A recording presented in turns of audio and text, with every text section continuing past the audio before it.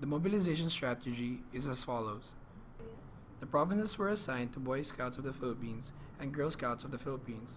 Council executives as provincial coordinator for mobilization of volunteers, where BSP leads efforts. GSP and other NGOs are to report to BSP-based provincial coordinators. If the province is too large, provincial coordinators can assign municipal or city coordinators.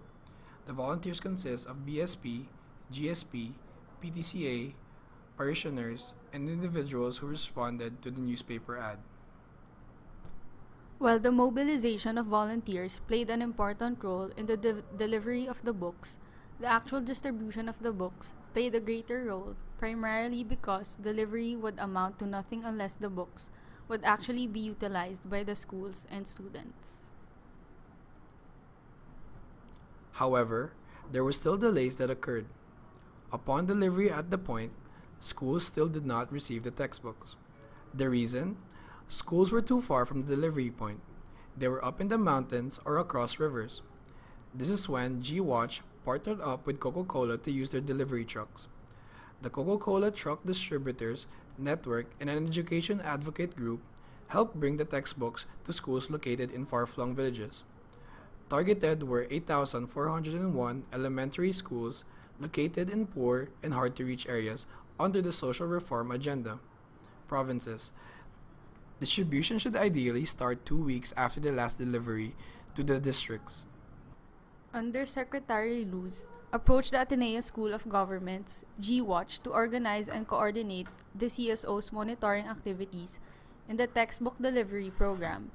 G-Watch, also known as Government Watch, was a logical choice for the program because the group was set up to track public expenditure and monitor the implementation of government programs. Under the guidance of ACG Dean Henedina, Razon Abad, and with support from the Asia Foundation, G-Watch accepted the formidable task of putting together and coordinating the consortium of CSOs. As national coordinator, they not only serve as the liaison between DepEd and the consortium, they also came up with systems that would ensure the smooth participation of CSOs in the different aspects of program implementation. The preset checklist is used in order to monitor the delivery of books. The quality of the books are not taken into consideration as only the number of books will be taken into consideration. The criteria for the preset checklist relies solely on the delivery of days and delivery points of the books. Under the delivery points, the books will be distributed depending on the districts and the high schools that the program will cater to. The delivery points will be areas where the books will be delivered and the delivery days at around the given time period that the project will be implemented. The textbook count led to many outcomes and effects, including shortening the bidding process by half.